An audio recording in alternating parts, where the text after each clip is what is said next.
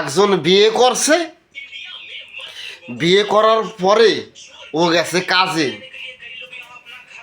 কাজে গিয়ে সেখান থেকে পড়ে ও প্যারালাইজ হয়ে গেছে, না পঙ্গ হয়ে গেছে, পঙ্গ। বুঝতে পারছেন বাবা?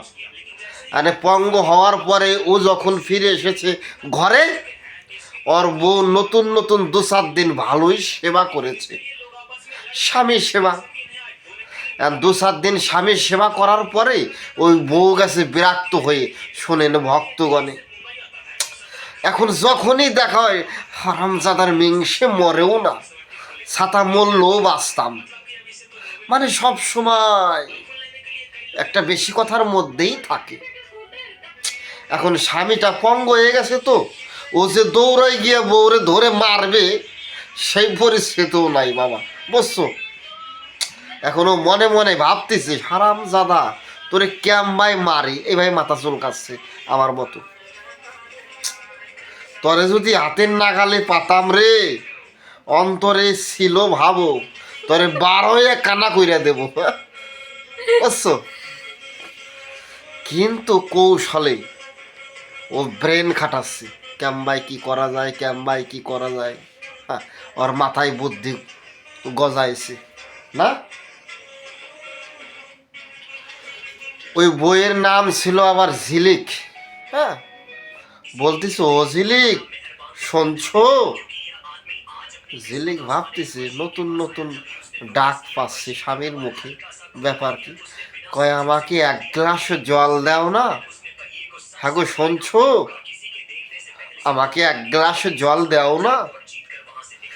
যেই বাবা ও গ্লাস নিয়ে জল দিতে গেছে, ও গ্লাস না ধরে থাপা মেরে ওর বইয়ের হাত ধরে বসছে বাবা, আর ধরে সঙ্গে সঙ্গে মন মতন করে ওরে পেটাচ্ছে। হ্যাঁ, কিন্তু বাবা তুমি যে অন্যায়টা করেছো, নেক্সট টাইমে ঝামেলার পরে তুমি যখন আবার মধুর সুরে ওই বউকে কবা ও ঝিলিক আমারে জল দেও দিন, তোমারে দেবে জল?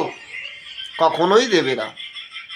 এই জন্য বলছি, জীবন থেকে একবার বিশ্বাস চলে গেলে সম্পর্ক শেষ, আর এই নিঃশ্বাস চলে গেলে দেহ শেষ। তাই গুরু গোসাই ধরবেন, একটু হুঁশিয়ারভাবে ধরবেন, দেখে শুনে ধরবেন, প্রেমিক গুরু ধরবেন, সৎ গুরু ধরবেন।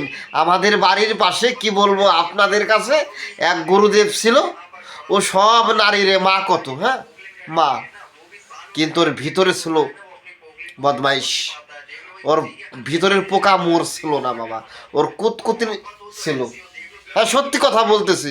ওই মা মা বলে একদিন জড়াই ধরছে সেই মেয়েরে, সেই মারে, তারপরে গ্রামের মানুষরে ঝাঁটা পিটা করছিল, করে নাই মনে হচ্ছে, মানে ওই রকমেরই একটা কিছু করতেছিল, বুঝছো বাবা?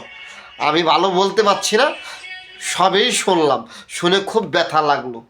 যে মানুষ যত উপরে উঠে তার তত পড়ার ভয় বেশি। এই জন্য বলছি সবাই খুব সাবধানে চলবেন। হরিবল হরিবল, জয় ভবা।